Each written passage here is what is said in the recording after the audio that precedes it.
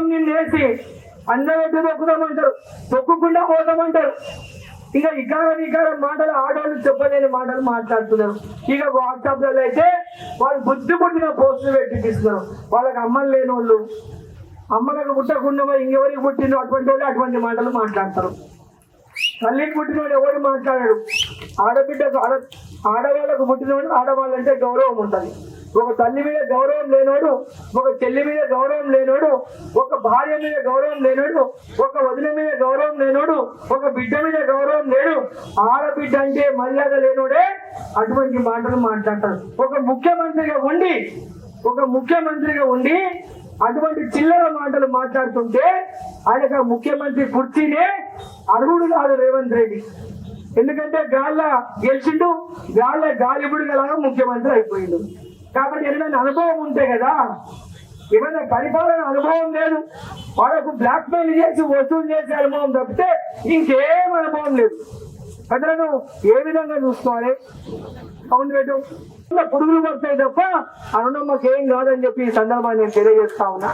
అరుణమ్మ ఆమె ఎప్పుడు కూడా ప్రజల కోసం మమేకమై పనిచేసింది. నాకున్న అధికారాన్ని ప్రజల కోసం ఉపయోగించి పనిచేసింది. అమాయకమైన బాధ్యత. ఇందిరమ్మ ప్రభుత్వం ఉందా? ఇప్పుడు ఇందిరమ్మ రాజ్యం ఉందా కేంద్రంలో? ఎవరు కేంద్రంలో ప్రధానమంత్రి ఎవరున్నారు? ఇలా మరి కాంగ్రెస్ పార్టీ ఉందా?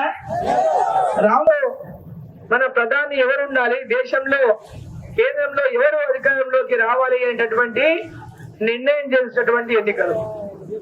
ఈరోజు దేశమంతా ఎక్కడికి పోయినా, ఎవరిని అడిగినా, ఏ రాష్ట్రానికి పోయినా, ఏ ప్రాంతానికి పోయినా అందరిది ఒకటే, మీ అకౌంట్లలో వేస్తామన్నారు. వచ్చినాయమ్మా అక్కలారా చెల్లెళ్ళారా? 18 ఏళ్ళు దాటుతుండే మన బిడ్డలందరికీ వచ్చినాయా తల్లి? మరి పెళ్లి అయితే ఆడపిల్ల పెళ్లి చేస్తే 1,00,000 రూపాయలు తులం బంగారం ఇస్తామన్నారు. వచ్చిందమ్మా ఎవరికైనా ఊర్లా? ఇంత పెద్ద ఊరు తెచ్చారా? మరి వచ్చిందా ఎవరికైనా? ఇంకా రైతు సోదరులకు చెప్పిండు. రైతు సోదరులకు ఏం చెప్పి, మీరు బ్యాంక్ లో పోయి అప్పులు తెచ్చుకునండి, మేము అధికారంలోకి రాగానే 2,00,000 రూపాయలు నేను మాఫీ చేస్తా, బ్యాంక్ లో పోయి మీరు అప్పులు తెచ్చుకోండి, డిసెంబర్ 9కి మేము ప్రమాణ స్వీకారం చేస్తాం, సోనియమ్మ పుట్టినరోజు నాడు మేము రైతులకు 2,00,000 రూపాయల రుణమాఫీ చేస్తామన్నా. అన్ని డిసెంబర్ 9కి ఏం చేస్తామన్నారు. సోనియా గాంధీ వచ్చి చెప్పిపోయింది, రాహుల్ గాంధీ వచ్చి చెప్పిపోయిండు, ప్రియాంక గాంధీ వచ్చి చెప్పిపోయిండు. అంతమంది గ్యారంటీ ఇచ్చినా ఈయన మటుకు ఎవరు గ్యారంటీకి ఆయన దిక్కులేదు. రైతు బంధు 15,000 వస్తుంది ఎవరికైనా? ఈరోజు దేశమంతా కూడా ఎక్కడ కూడా ఉగ్రవాద దాడులు లేకుండా ఇవాళ ఉగ్రవాద దాడులను పూర్తిగా నివారిస్తున్న నాయకుడు నరేంద్ర మోదీ గారు. పేదలకు ఉచిత బియ్యం అందించిన నాయకుడు నరేంద్ర మోదీ గారు. పేదవాళ్ళకు ఉచిత బియ్యాన్ని కరోనా వచ్చినప్పటి నుంచి ఈనాటి వరకు కూడా ఒక్కొక్కరికి 5 కిలోలు బియ్యం ఇస్తున్నాడు, ఫ్రీగా ఇచ్చాడు. అంతకుముందు కూడా 1 రూపాయి మీరు కడితే 1 రూపాయి కేసీఆర్ కట్టిండు, మిగిలిన మంది నరేంద్ర మోదీ ఇచ్చిండు అప్పుడు కూడా. ఇప్పుడు మొత్తం ఫ్రీ. కరోనా వచ్చినప్పటి నుంచి కూడా మీరు పైసా కట్టకుండా మీకు ఒక్కొక్కరికి 5 కిలోలు ఫ్రీ బియ్యం అందిస్తున్నాడు. వచ్చే 5 ఏళ్ళు కూడా ఫ్రీ బియ్యం ఇస్తాడు.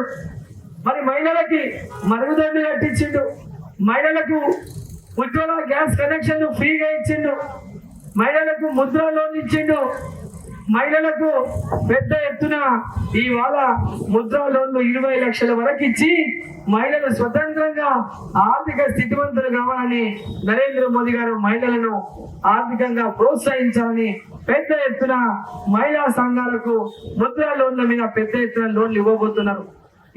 ఈ యొక్క అభివృద్ధి చేసినటువంటి విషయాల్లో సుకన్య సమృద్ధి యోజన కానీ, రైతులకు 6,000 రూపాయలు సంవత్సరానికి 2,000 3 సార్లు ఇచ్చిన విషయమే కానీ, అదేవిధంగా గ్రామాల లోపల 500కే సిలిండర్ వచ్చిందా? మరి ఏమి వేయకుండా మన వాళ్ళ కోట్లేయాలన్నా? ఇందిరమ్మ ఇల్లు 5 లక్షలకు ఇందిరమ్మ ఒక్కరికైనా ఇచ్చిన